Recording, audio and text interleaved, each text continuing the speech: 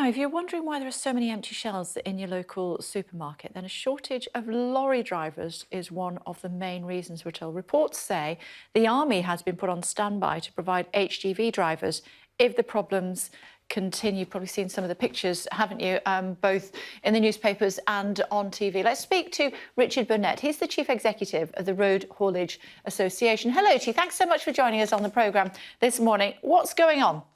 Morning. Well, we're hearing this news, as you are, that the army have been put on standby because we have a shortage of lorry drivers, 100,000 lorry drivers short. That's the scale of the shortage.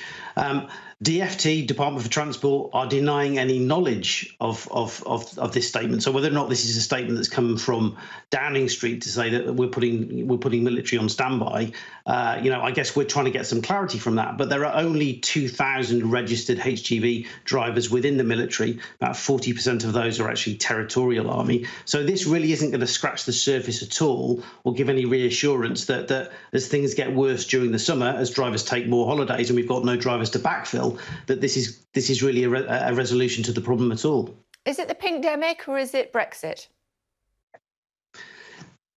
I think it's a combination of two things. It's COVID. It's the impact of COVID and losing so many HGV driver tests. We lost 40,000 tests last year. We had an intake of 15,000 drivers last year, normally about 40,000. So that had an impact. Brexit has definitely had an impact where we've lost EU labour back to the EU.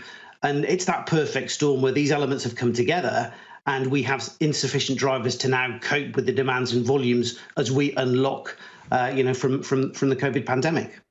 And what might the ramifications of all this be? I mean, we've seen empty shelves already. Is it going to get worse? It's getting worse now. We're seeing the impact in the supermarkets.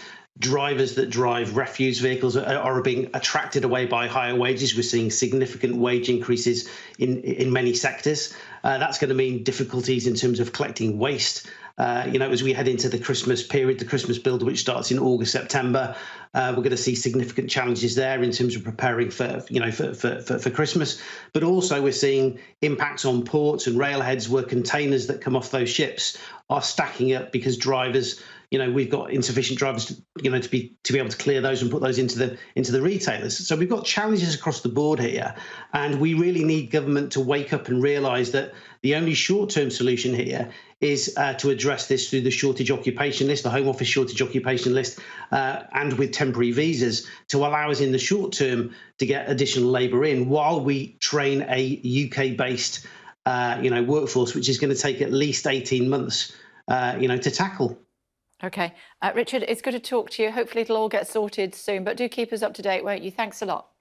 Of course. Thank you.